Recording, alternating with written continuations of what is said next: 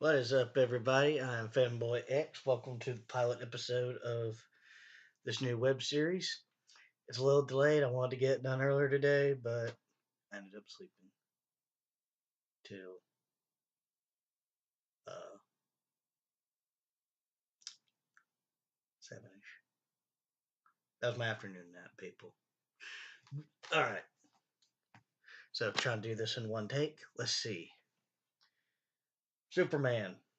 The discussion of today's topic, because he was the superhero that started the comic book revolution. So he's going to start off the comic book series.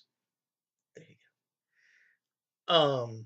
So most of us know by now the infant Kal-El was put in a rocket ship thing and sent to and it was crash landed on Earth right before Krypton was destroyed.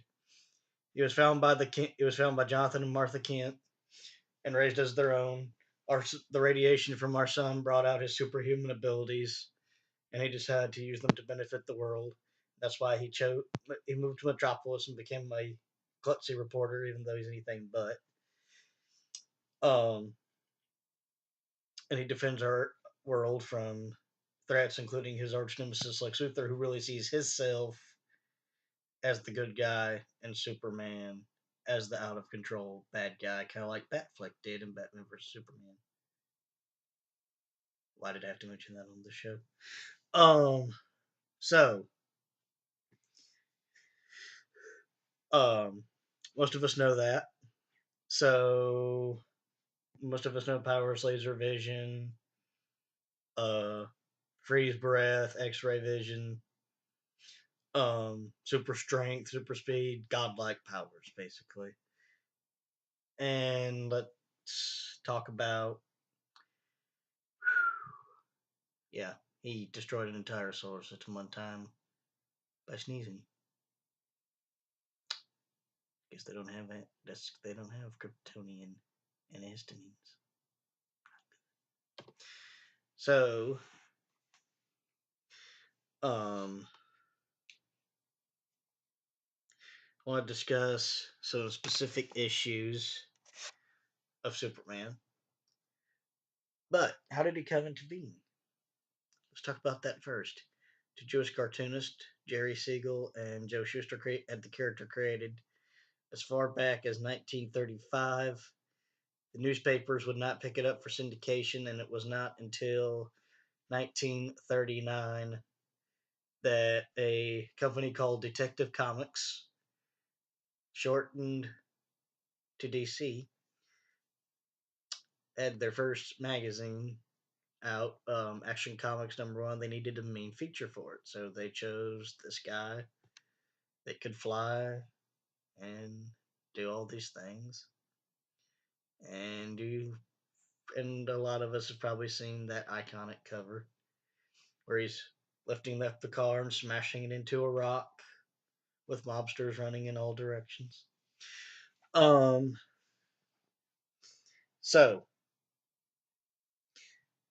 that's that, and it should also be noted that after that, they did get a Superman newspaper strip and a radio show and the 1940s Superman cartoons, which I'm a huge fan of. More on that later. Um, so what do I want? So here at Comics Talk, um, what's a character like this?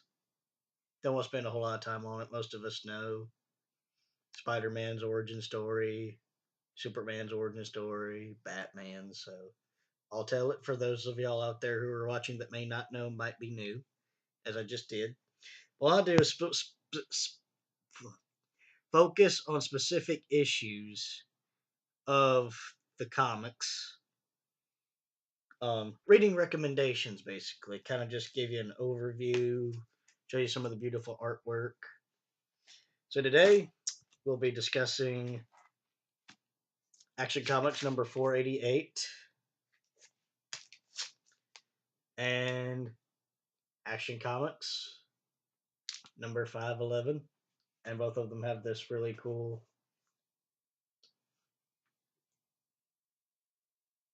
airwave backup feature there. That's like kind of the green and yellow. Um, I'll try to bring it in closer. Yeah, Airwave. Really cool. So let's see. Let's start off with 488. Um,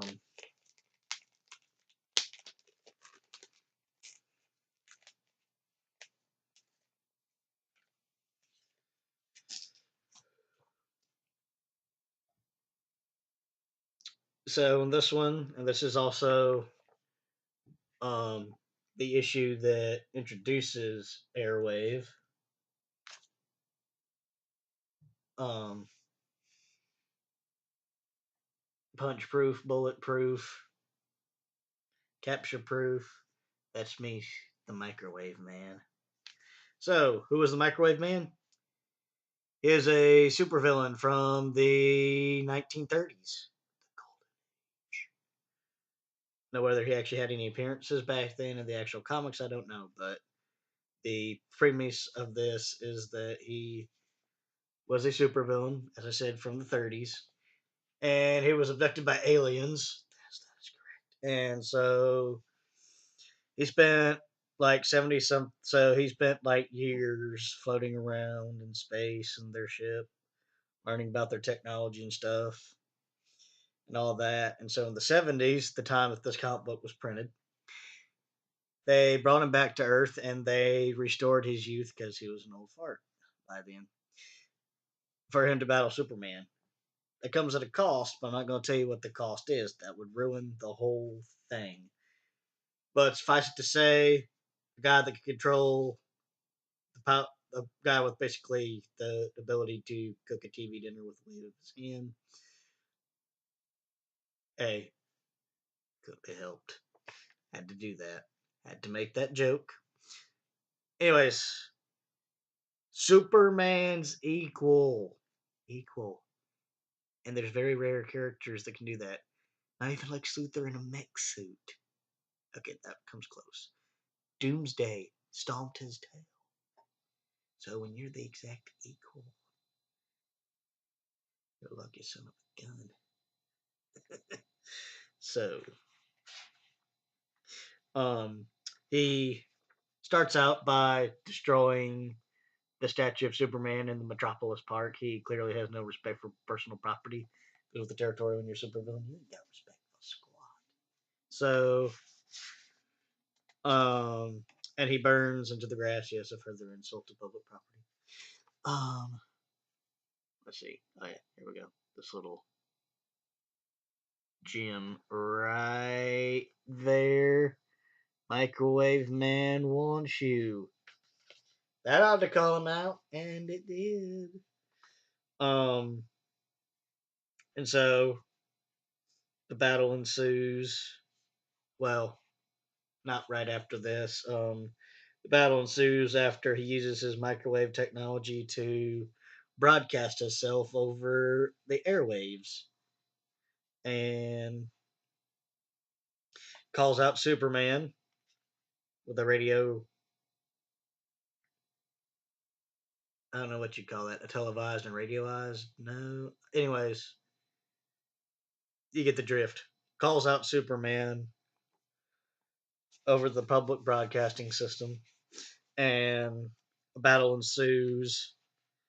And so, one of Superman's really cool ploys is that he throws Microwave Man. Sorry, I had that backwards. Microwave Man throws him into space.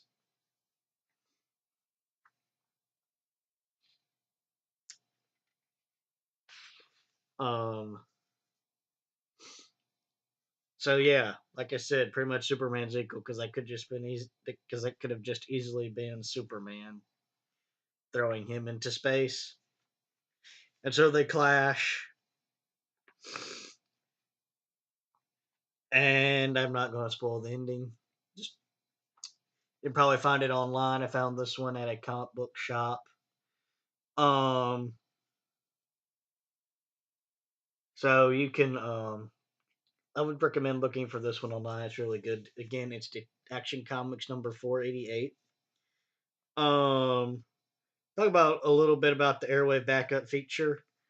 Um, There was an attorney named Larry Jordan. He was from the Golden Age, and he wore a costume that allowed himself to propel himself from place to place via airwaves. So that's the name, airwave. Basically, like this dude could like materialize out of your car's radio antenna and stomp your toe, or your radio or whatever. It was really cool. And anyways, as district attorney, he was murdered, and so his son Hal Jordan, no, not in brightest day and blackest night, no evil shall escape my sight. Not that Hal Jordan. This Hal Jordan was actually the cousin of that Hal Jordan. So why do you have two Hal Jordans? No idea. So, anyways, you got two cousins. They're both named Hal Jordan, and both of them wear green costumes and fight crime. Oh my! So, anyways, son takes on mantle of father. He actually trains with said other cousin Hal Jordan that we all know in Brightest Day and Blackest Night. No evil shall escape my sight. And also Green Arrow. Birds of a feather fly together. All the green costume guys are just sticking together. And Black Canary. So he gets training from various sources. Um, and he actually becomes a pretty effective crime fighter. Um, so that's really cool. I won't go so much over the airwave backup feature that's in this next issue. Um, as it pretty much just follows the same premise, just a different story, and his girlfriend, kind of sort of his cousin that he's got a crush on because she's hot, blonde, and city people have a bad habit of marrying their cousins. Not that there's anything wrong with that. Um, so number 511, also Action Comics. And this one, Lex Luthor, Superman's arch nemesis, acts like he's reformed and seen the error of his ways, and now he wants to do stuff to benefit humanity, and that him and Superman are allies. Boop beep. Um. So, um, there's these two alien outlaws. Yes, that's what they are. And so him and Lex Luthor end up having to fight them. And you can see them on the cover. This cowboy guy and this dude. I don't even know what that's supposed to be. Handsome looking fellas. Not. Yeah. So, anyways, this particular issue kind of ends on a cliffhanger as far as it really leaves you wondering, has Lex Luthor really changed? They even shake hands in this last panel, y'all. I'm gonna say, heck no! This is Lex Luthor. He's done this before. And honestly, let's talk about Lex Luthor for a minute because you really cannot talk about Superman without talking about his polar opposite, Lex Luthor. Like I said earlier, Lex Luthor really views himself as the hero and Superman as the villain. And basically, any atrocities that he might commit against humanity is just means to an end of bringing down this godlike figure that endangers us all. When really he's the guy playing God that's endangering us all. But he doesn't see it that way. Makes for very interesting reading. I know a lot of people out there, Superman's not interesting because he blah, blah, blah, blah, blah. You're kidding, right?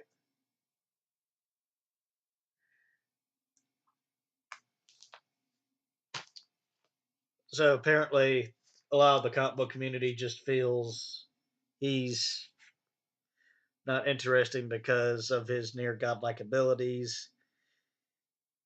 I really personally, and this is my personal opinion, believe it's the opposite. I believe his godlike powers are what make Superman interesting, and here's why. It costs him a lot. Unless you're Todd McFarlane, who disagrees and thus made your character spawn to lose his lifespan after every time he uses powers. Anyways, I understand what Todd McFarlane's point was if his powers don't cost him anything, but really they do. Really they do. He couldn't have a decent relationship with Lois Lane for years because of having to keep it a secret. Stuff like that. Don't believe me? Watch Smallville. Really good show. Um, Other recommended reading recommendations: Batman and Superman, and this is a Monsters of the Month variant cover. That's why they look like weird werewolf things. Um, they are trapped in a dream state by a demonic entity named Satanist. Oh yeah, that took so much imagination. Um, yes, it did. Anyways, they're trapped in this dream state where their roles are reversed. Lois Lane is in a Batgirl costume. What the crap? Um, it's basically Catwoman. So basically, Batman is the protector of Gotham and is Lois Lane, and Superman is the protector, or excuse me, Batman is the protector of Metropolis and Lois Lane, and Superman is the protector of Gotham and in love with Catwoman. What the crap? But anyways, at the end of it, spoiler alert, they actually awaken from the stream state and realize that they've been subconsciously screwed. Basically. And it ends on some sort of cliffhanger, I guess, with the two entities responsible for this mess. Um, and another good one, Superman Action Comics. This is from the New 52. This is issue 34, and this is Superman Doomed. Last Son, Chapter 1. This is after, and from what I could understand, he somehow got infected with a virus that turned him into the Superman version of Doomsday, basically. And this is after that. He's whooped that, I'm guessing. It's because he looks nothing like Doomsday. So, anyways, him and a bunch of other DC people have to team up to stop Brainiac. And if there's one reason that you should read this particular issue, actually, there's two. This is the Batman 75th anniversary timeline. This is from the 2014, so that's why. And if there's one reason you should read this one, it's this panel right here. This is Superman's heat vision getting supercharged from being so close to our sun. Yeah. And they blow up the ship. Spoiler alert, it does no good. Brainiac is still wreaking havoc. So, this is a pretty cool issue. Be warned, it does end on a cliffhanger. That's the problem with these single issues. I bought this in a comic book 3-pack. Hopefully, none of y'all watching this saw those two pilot episodes, as I was not nearly as perky in those as I am in this one. So if I act a little ADHD, it's because I am. I'm trying to channel it in an entertaining manner. Okay, another cool one. This is Convergence Action Comics. Convergence Action Comics #1. I'm trying to I can't remember quite what the plot is of Convergence. I know it involves a bunch of different alternate realities and stuff coming together. Um, so you basically have every episode of Superman. You have the Red Sun version, who's a freaking communist. Don't believe me? That is not an S on his chest. That is a hammer and a sickle. That is from a Elseworld story, where Superman is rocketed from Krypton, blah blah blah, as usual. Only he crash lands in Moscow, Russia, and becomes the leader of the Soviet Union. You also get Power Girl, who is Kara Zor-El, Supergirl, but from another dimension. And you get Superman from Earth 2, the original pre-Crisis on Infinite Earth, Kal-El. That's Kal-El as in L, not Kal-El. Yeah.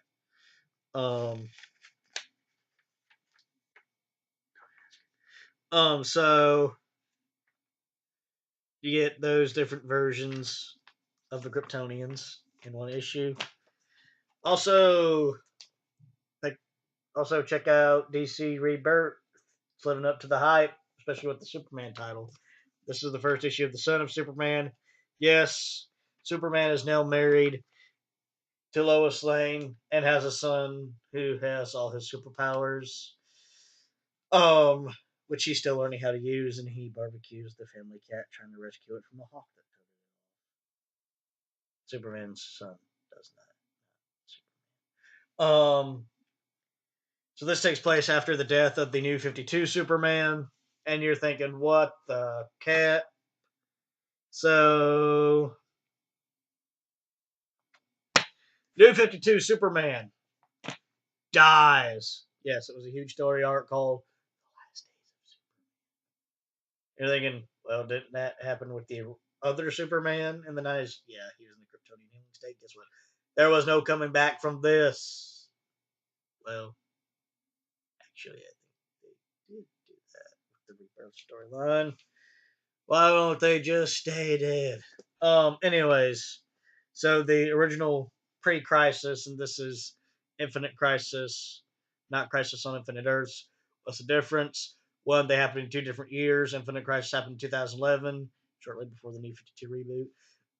And pre-Crisis, Crisis on Infinite Earth happened in the 1980s. And Crisis on Infinite Earths multiverse was wiped out. Earth 2, Earth 1. They went Earth 2, Earth XYZ. They all went bye bye. Infinite Crisis pretty much just recreates the multiverse. Good night. So highlights of uh Superman's um career. Yeah, he's been around for a while. So highlights: his creation, the death of his cousin Kara Zor-El, Supergirl, not Power Girl, during Crisis on Infinite Earths. One of the most shocking comic book deaths to ever ring out from the pantheons of the printed page. Him being married and having a son with Lois Lane. Of course, they've been married since the 90s, but that was the pre-crisis. Okay, this is the pre-crisis Superman. So all that went back to being what it was. Um, Apparently in the New 52, at first he lost his powers and was running around in blue jeans and a t-shirt with his logo printed on it. Huh, ironic. Um, so that's that, and then also in the New 52 eventually regains his powers, and then there's the Doom storyline where he gets infected with the virus that turns into a Superman version of Doomsday. Yeah. Um, Other notable works, DC Legacies. It's a good one. It tells the story of the history of the DC universe from the Golden Age all the way up to nowadays, as far as 2011 before the Infinite Crisis. Through the eyes of a cop. It takes you from his boyhood all the way up to his becoming a cop to his retirement. Really good stuff. It covers the death of Superman. Yes, that's the other highlight I wanted to go over. The death of Superman happened in the 90s. It was huge. Said Doomsday, aforementioned Doomsday. Stomped a mud hole through him, literally. And then, like, it was running, like, a year went by before they even printed any more Superman comics. Like, everybody thought, okay, he's died, come back, he ain't coming back from this. Well, a year later, he does, but they wanted to draw it out because you had all these dark, gritty Watchmen types coming onto the scene, and Superman was. Sales were plummeting. Like, what were they? Thelma and Louise in that car off that cliff. Yeah, pretty much picture that in comic book form, and you have Superman's sales down the tubes. So do that. They're like, let's give the reader a shot. Let's knock him off. And so they did, and they waited a year before they brought him back. And he was in a really cool black and white suit, actually. His hair was longer. He had some facial hair, not too unlike mine. You find out that he was in a Kryptonian healing sleep. And of course, for those of you who have seen Batman versus Superman, spoiler alert, yeah, they did the same. They better do a good dang job bringing him back in Justice League. He was one of the founding members. Wonder how they're gonna pull that off. Okay, so yeah, we got that. So, what other media would I recommend engaging in Superman in?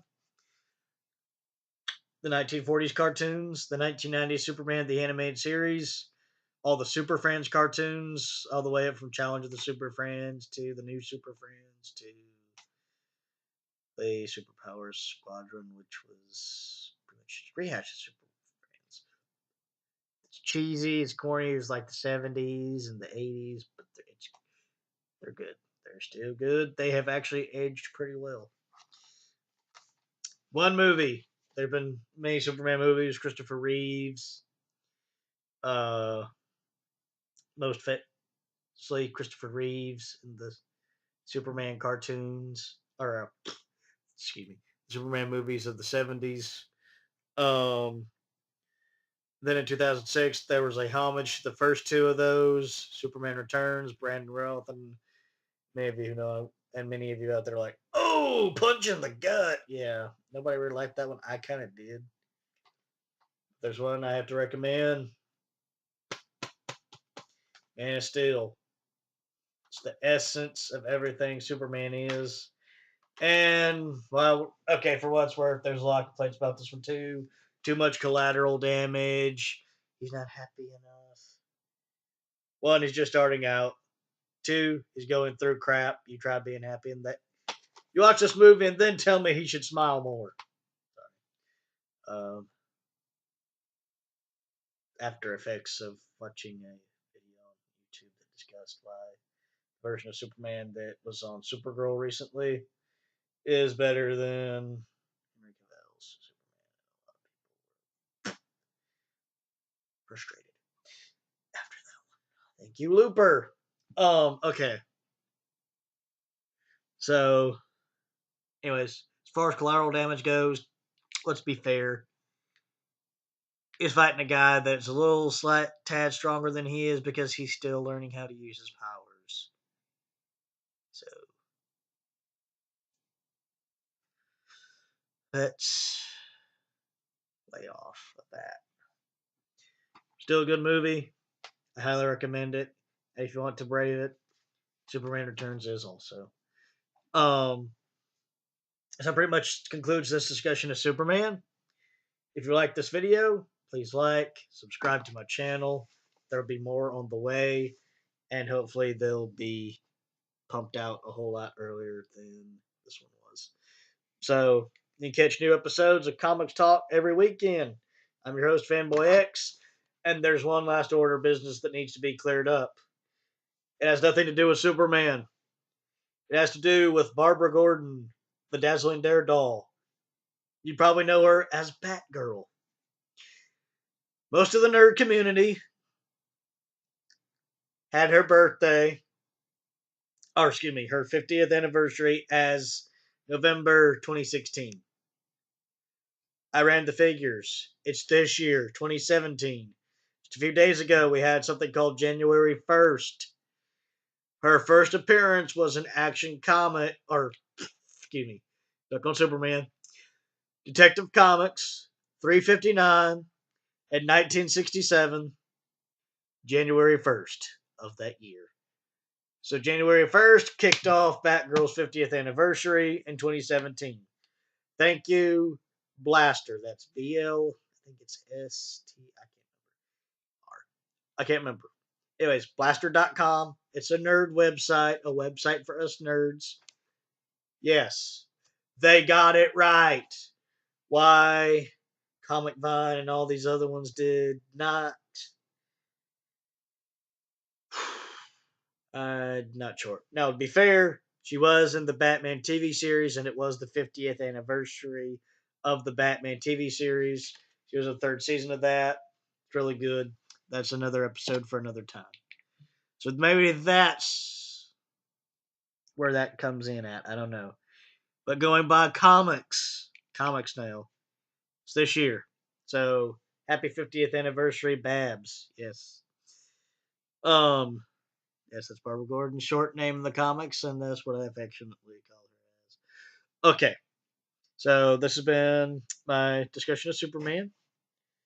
Um, like I said, here at Comics Talk, we're discussing specific issues as I did, so nothing too rambly, I hope. Um, so this is my first video. Um, I hope the next one to have some better editing stuff, like maybe some credits or a title sequence or something flashy like that.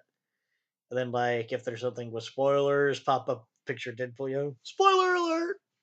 I actually found one of those on the internet. It was pretty funny. So, my comic companions, I will see you in the funny books. All right. Hope you enjoyed this episode of Comics Chat, or, excuse me, Comics Talk. Fun fact, I've had this idea since early 2016, and it was originally going to be called Comics Chat. It never got off the ground. I'm hoping it does this time with this pilot episode. So if you like what you see, bear with my nerdiness and my kind of ramblings and my ADHD. Basically, me being me. Like, subscribe, share with your friends. Enjoy many of the other great comic book channels on YouTube. And I'll see you next week.